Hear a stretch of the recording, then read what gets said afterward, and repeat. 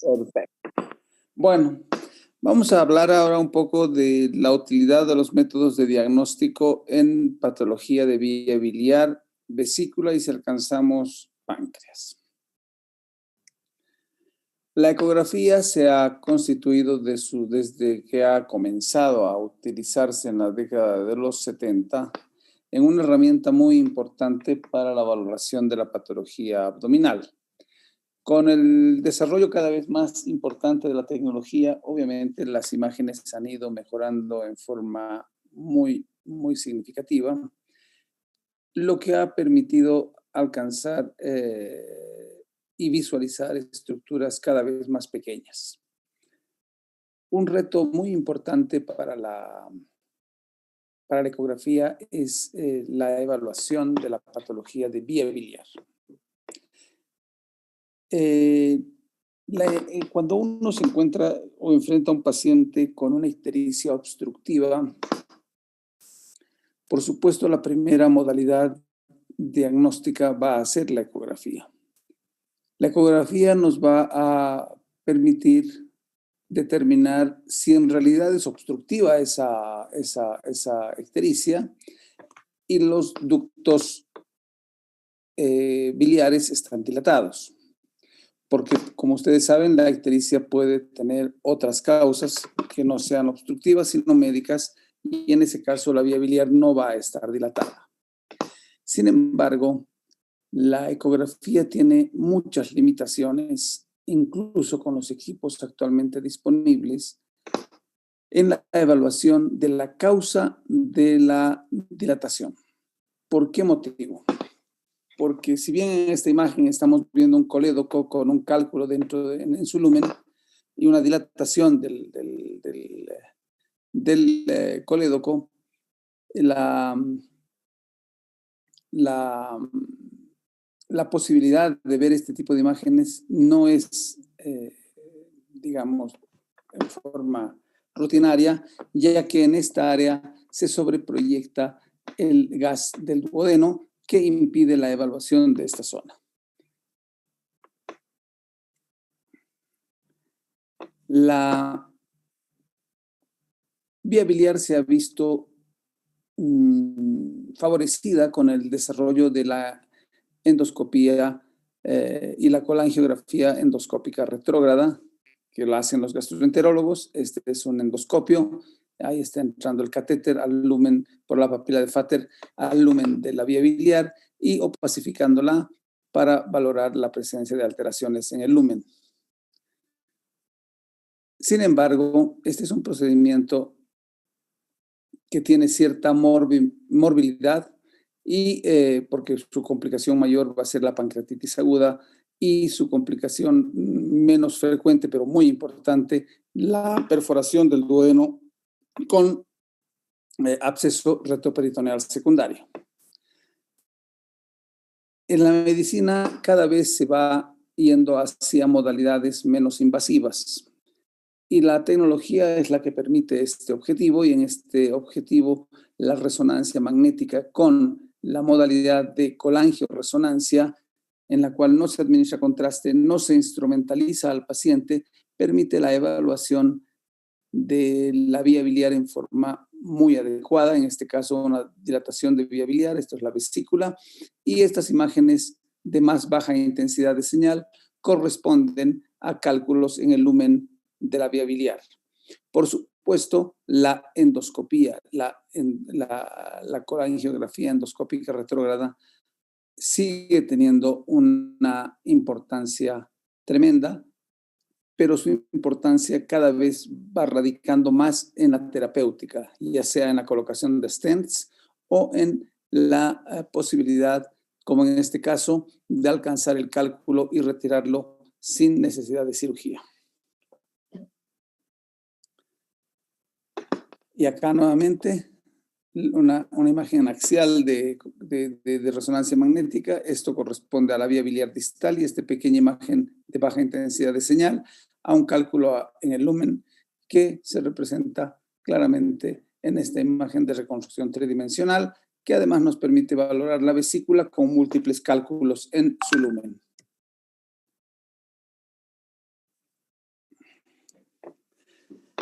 La ecografía permite ver de esta forma la dilatación de la vía biliar intrahepática. Las ramas intrahepáticas habitualmente no son posibles de ver con ecografía.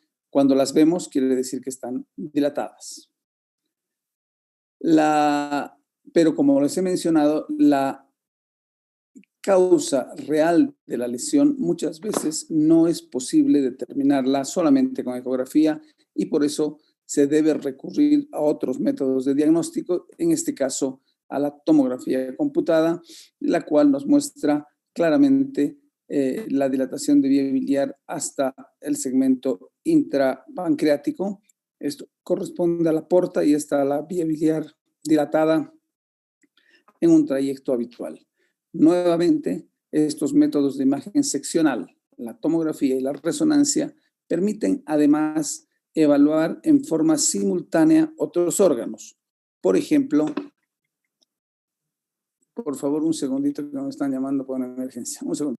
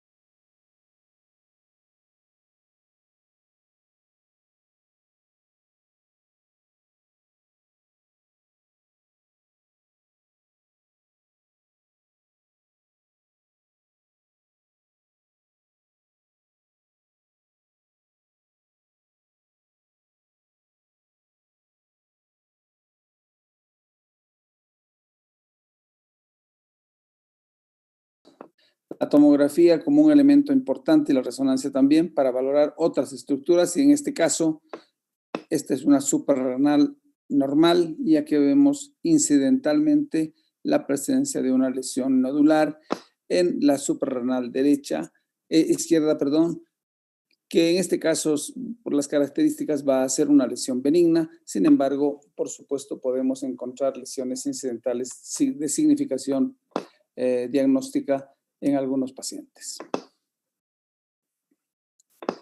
Bien, pasando a la vesícula. La vesícula hace muchos años, hasta los años 80, principios de los años 80, se estudiaba con una metodología que se llamaba colecistografía oral, en la cual el paciente en la noche antes al examen ingería unas cápsulas de un contraste que se excretaba por la vía biliar y opacificaba la vesícula. Y se hacían al día siguiente las para valorar el lumen vesicular y la presencia de defectos en el lumen de la vesícula. Por supuesto, en esa época no había otra tecnología y en los años 80 aparece la ecografía, un poco antes, por supuesto, pero ya rutinariamente el uso de la ecografía y se ha convertido la ecografía en la mejor modalidad diagnóstica para la valoración de la vesícula.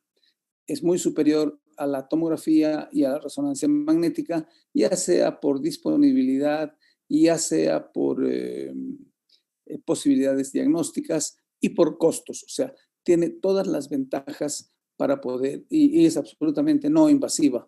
O sea, tiene todas las ventajas para ser la modalidad estrella en la evaluación de la vesícula. Sin embargo, como ustedes tienen que saber, en medicina no existe nada 100%. El rendimiento de la ecografía con la mejor modalidad, con la mayor experiencia de los operadores, puede llegar en casos de colelitiasis a un 94 o 95%. O sea, puede haber pequeños cálculos que, a pesar de todas las condiciones favorables, puedan pasar inadvertidos. Y obviamente va disminuyendo su rendimiento si nos encontramos con pacientes obesos o con meteorismo intestinal que van a dificultar en forma significativa la evaluación de la vesícula. La resonancia magnética sí puede ver la vesícula en buena forma. Ya les he mostrado en la colangio anterior cómo se veían los cálculos en el lumen vesicular. Sin embargo, por supuesto, la disponibilidad de equipamiento, los costos que significan la realización de este examen, hacen muy poco práctico hacer, utilizar esta metodología como diagnóstico inicial para la patología biliar. La vesícula, ¿qué condiciones, qué patologías podemos valorar en la vesícula? Las lesiones polipoideas, ¿qué quiere decir? Son pequeños pólipos generalmente de colesterol adheridos a las paredes de la vesícula, no presentan flujo, pueden ser de distintos tamaños y habitualmente si miden menos de 10 milímetros no se hace nada más que seguimiento. Si miden más de 10 milímetros se considera la extracción, la colecistectomía, por la posibilidad de que existe un porcentaje de pacientes que van a desarrollar cáncer en base a esa lesión polipoidea. La otra patología que no es infrecuente, o bien, es muy frecuente, es la presencia de cálculos en el lumen vesicular que pueden ser de distintos tamaños.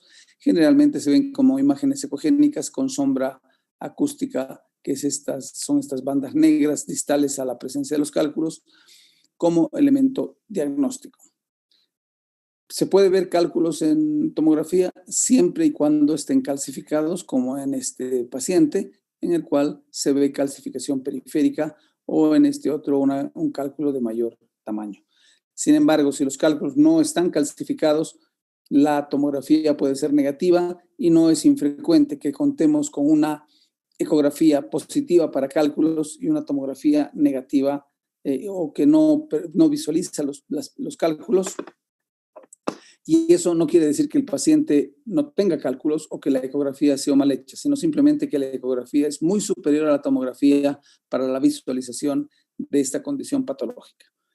Nuevamente les repito que estas modalidades, la tomografía y la resonancia, aparte de mostrarnos la patología índice que estábamos buscando, nos va a mostrar otro tipo de condición patológica. En este caso, ya no es una suprarrenal, sino es un riñón con un gran quiste renal, como hallazgo incidental, y la presencia de estas imágenes blancas alrededor en el espesor de la pared de la aorta que corresponden a placas de ateroma calcificadas o alteraciones degenerativas en facetas articulares de estos cuerpos vertebrales. Por lo tanto, no es despreciable la información adicional que estos métodos nos aportan.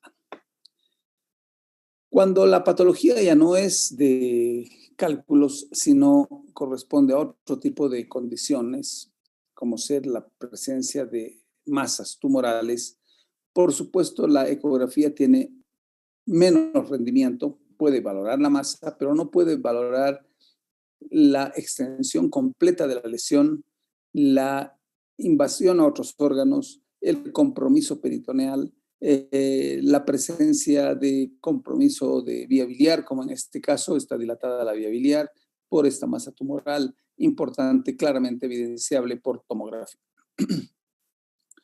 Por supuesto, en patología aguda la ecografía tiene mucho rendimiento porque tiene signos de compromiso inflamatorio que son fácilmente valorables.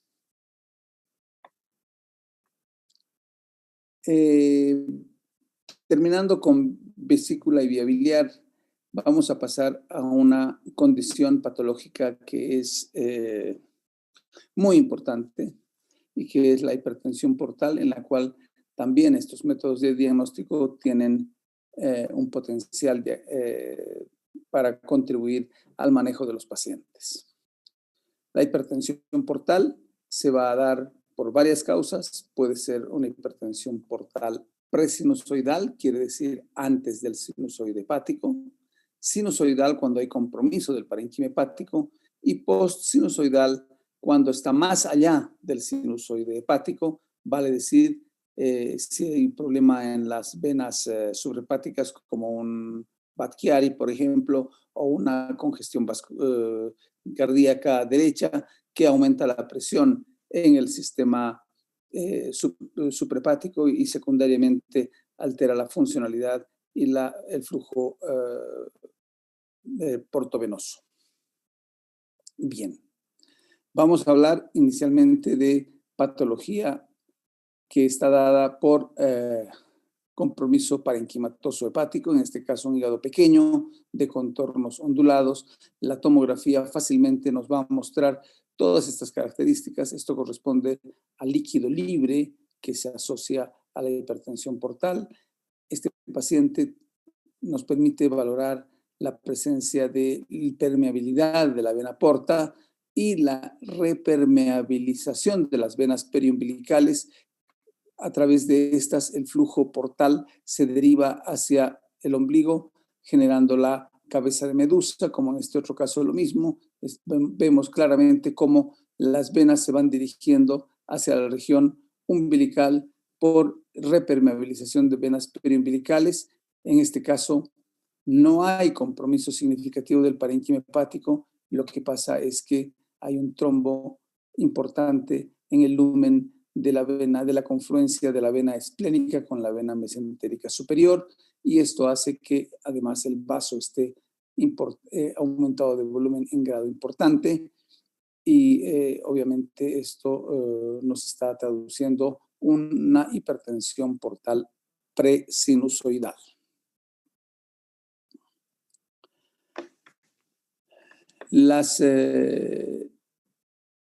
En edad pediátrica, muchas veces en pacientes que están críticamente enfermos, requieren la cateterización de la vena umbilical porque es muy difícil a veces pinchar una vena en un recién nacido, y obviamente alcanzan al ombligo y colocan un catéter dentro de la vena umbilical para la administración de líquidos, antibióticos o cualquier otra medicación. En algunos de los pacientes, por supuesto no en todos, esta maniobra puede condicionar la presencia de trombosis venosa, y la vena umbilical va a estar conectada con la vena porta y por lo tanto se va a trombosar la vena porta.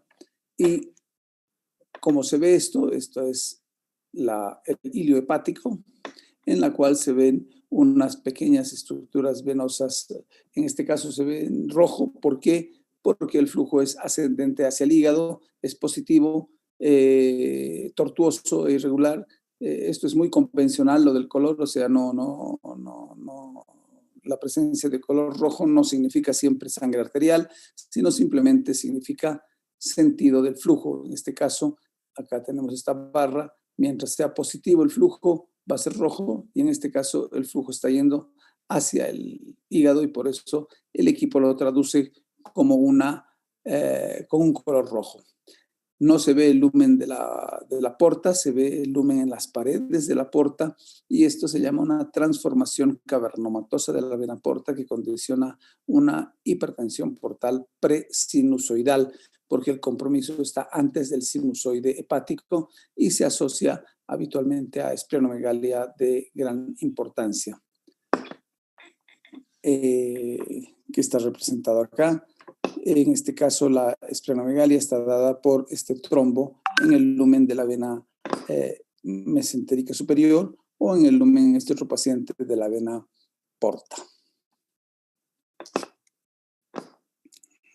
Y como les había mencionado, vamos a intentar avanzar con páncreas para concluir esta clase. El páncreas es un órgano que siempre es difícil de explorar. Antes del advenimiento de la ecografía, la tomografía o la resonancia magnética, el páncreas solamente se lo podía valorar con la palpación. No había método directo para poder ver el parénquima pancreático. Estos métodos seccionales han permitido valorar el páncreas en forma muy adecuada. Este es el páncreas, claramente evidenciable. La confluencia esplenomesenterica, la vena esplénica, transcurren siempre por el aspecto posterior y el páncreas se encuentra rodeado por grasa retroperitoneal. Su densidad es homogénea y la administración de contraste permite la impregnación también homogénea de ese parénquima. Hay varias condiciones patológicas que pueden afectar al páncreas. Una de ellas, y la más importante, dentro de la patología inflamatoria, está la pancreatitis aguda. La pancreatitis aguda tiene múltiples causas. La más importante en nuestro medio es la causa biliar, o sea, obstrucción de la vía biliar, por un cálculo y con compromiso infeccioso inflamatorio secundario y la conformación de la clínica de una pancreatitis aguda. Las otras causas pueden ser, como ya también les he mencionado, iatrogénica, cuando se hace una colangiografía endoscópica retrógrada y se tiene una instrumentalización muy agresiva y puede condicionar también una pancreatitis aguda como complicación al procedimiento.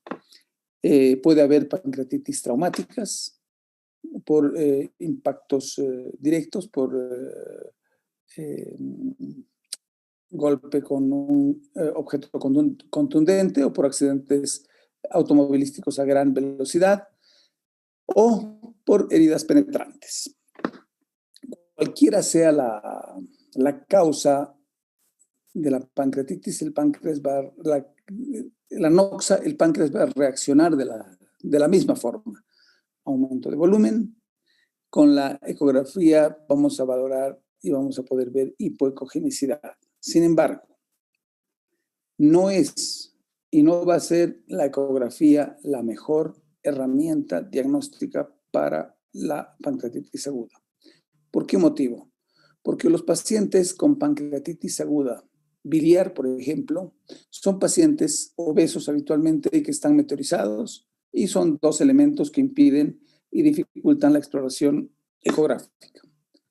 Si estamos hablando de un paciente que ha sido tratado y se ha complicado después de una colangioendoscópica retrógrada, el mismo factor, o sea, son pacientes que van a estar meteorizados por el proceso inflamatorio.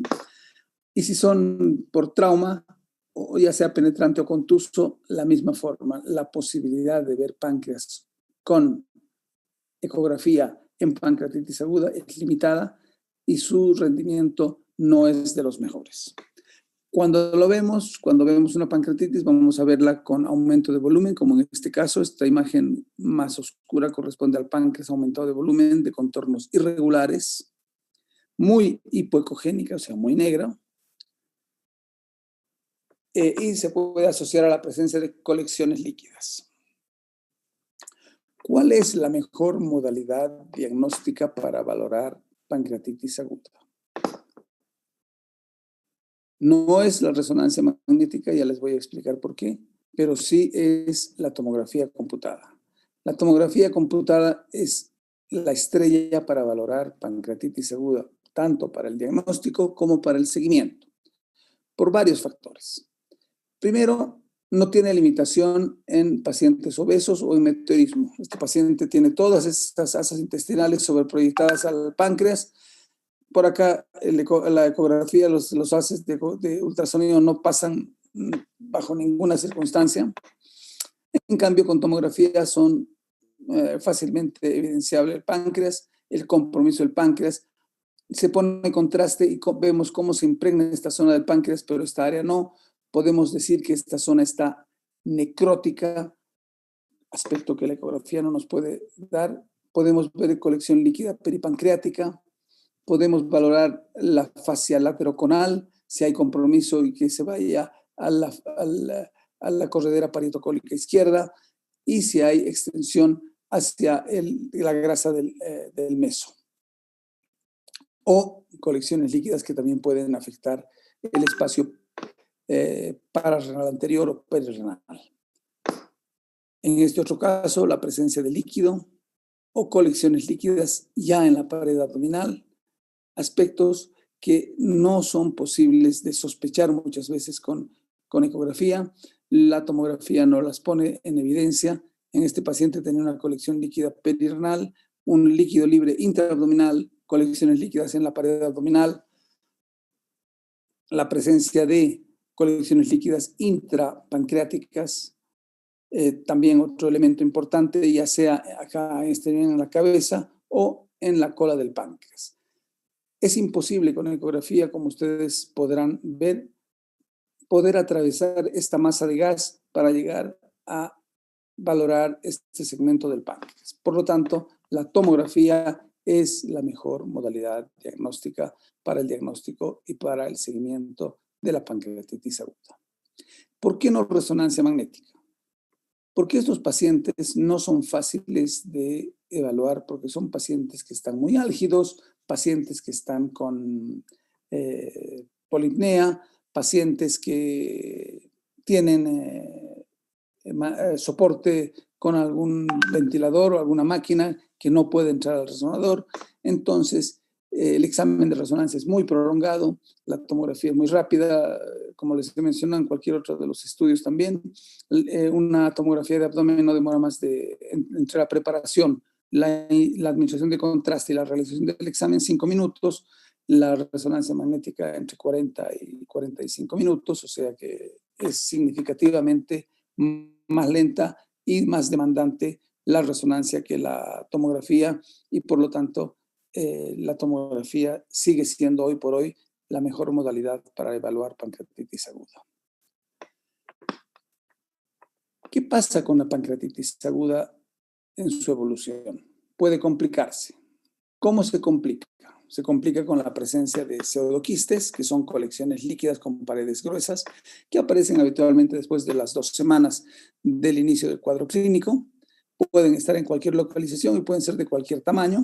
Acá este es el quiste, este es el estómago con gas en su lumen, y el páncreas es que debe estar por esta región. Obviamente esto hay que tratar. Se pueden tratar de diversas maneras, pero la mejor manera actualmente para tratar esta condición es que el endoscopista, el gastroenterólogo, ingrese al estómago y haga una cistogastroanastomosis con un catéter, pincha y colocan un catéter que vaya del quiste hacia el estómago, y de esa forma se drena fácilmente. Ya les he mencionado que el intervencionismo radiológico podría eventualmente tratar pacientes con colecciones líquidas intraabdominales, pero en este tipo de pacientes preferimos no hacerlo. ¿Por qué? Porque la presencia de esta condición puede generar fístulas pancreático-cutáneas que no son fáciles de cerrar y pueden persistir por muchos años. En cambio, si se drena al estómago, el contenido pancreático que vaya a pasar a este quiste va a ir al tubo digestivo sin mayor drama. De otra forma, el manejo es muy complicado. La otra complicación son complicaciones vasculares, complicaciones de la pancreatitis aguda, que son en este caso un pseudoaneurisma y un hematoma importante que pone en riesgo la vida del paciente, porque esto puede ser exsanguinante. La otra complicación de la pancreatitis aguda, por supuesto, es el absceso pancreático, que antes de eso puede haber pseudoaneurismas con compromiso de la arteria esplénica o trombosis de la vena esplénica, como en este caso, también secundario a la pancreatitis aguda. Y la otra condición patológica son la presencia de abscesos que pueden estar en distintas localizaciones. A veces son la causa de muerte del paciente porque obviamente comprometen en forma significativa y pueden llevar a una falla multiorgánica. En este caso, muchas veces tiene que ser un tratamiento considerando varias posibilidades. Una de ellas es lo mismo que hace el gastroenterólogo con el pseudoquiste, puede ingresar con el endoscopio dentro del absceso y hacer necrosectomías a través del estómago e ir sacando el tejido abscedado y necrótico. La otra posibilidad es complementar con absceso, con drenajes percutáneos, como en este caso, que estamos colocando 2 tubos en distintas áreas. Y la otra, por supuesto, la quirúrgica, en casos en los cuales estos procedimientos menos invasivos no tengan resultado. La complicación final de la pancreatitis, si esta es repetitiva, la pancreatitis aguda, es la pancreatitis crónica, que es la disminución de volumen significativa del volumen pancreático. En este caso, claramente ya evidenciado, ya sea por tomografía o por resonancia magnética, nos muestra los mismos signos: un páncreas muy pequeño, con dilatación irregular del conducto pancreático en toda su extensión, y la complicación de la pancreatitis crónica, como ustedes saben, va a ser el cáncer de páncreas. Y el cáncer de páncreas puede estar localizado en cualquier área del páncreas. Si está localizado en la cabeza, va a comprimir y comprometer la vía biliar y va a dar dilatación de la vía biliar con ictericia. Sin embargo, si el cáncer de páncreas se aloja en la cola, puede alcanzar tamaños descomunales el tumor, como en este caso, y no ser diagnosticados hasta muy, muy tarde en su evolución. Y nuevamente, la tomografía y la resonancia, esta es una tomografía y esta es una resonancia, muestran de la misma forma ambas la lesión, con las mismas características. La ecografía, como ustedes nuevamente van a poder dilucidar, no va a poder ver esta lesión. Esta lesión enorme, grande, no va a poder ser vista por ecografía, aunque tenga un tamaño importante. ¿Por qué?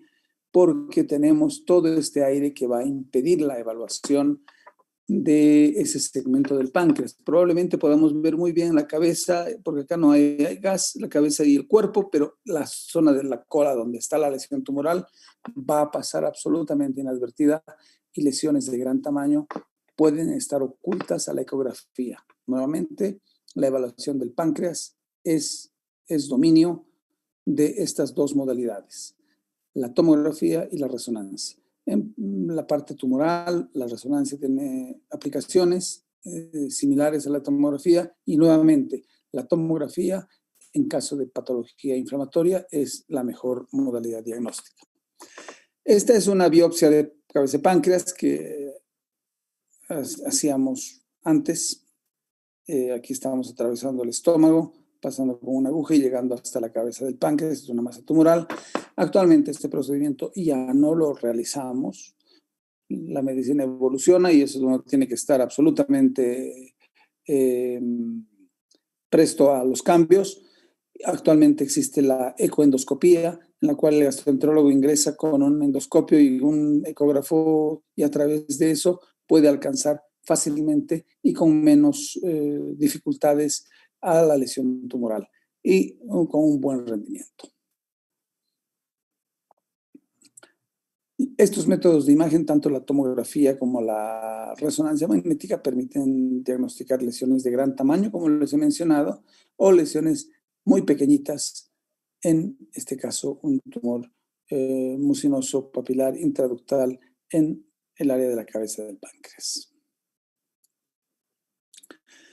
La ecografía tiene utilidad en el diagnóstico de cáncer de páncreas. Básicamente,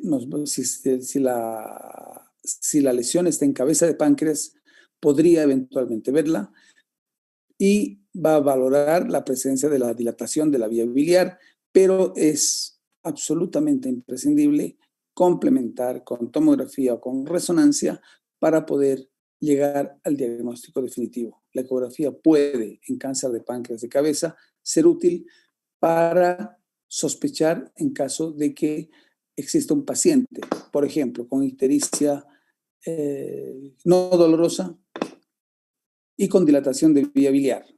Esa es una clínica casi característica de cáncer de páncreas, porque la ictericia con dilatación de vía biliar y dolor es obstructiva aguda y obviamente hay que buscar un cálculo, pero si no duele, hay que pensar como primera posibilidad diagnóstica en cáncer de páncreas. Muy bien, doctores, vamos a quedar aquí hasta la próxima clase. El 26 tenemos examen, tengo entendido, aún no sé la hora. Yo voy a ponerme de acuerdo con el departamento y se les va a comunicar oportunamente la hora y la modalidad del examen. Bueno, que tengan buen fin de semana, buenos días a los 13 que han quedado. Gracias, doctor. Buen día. Chao. Gracias, doctor.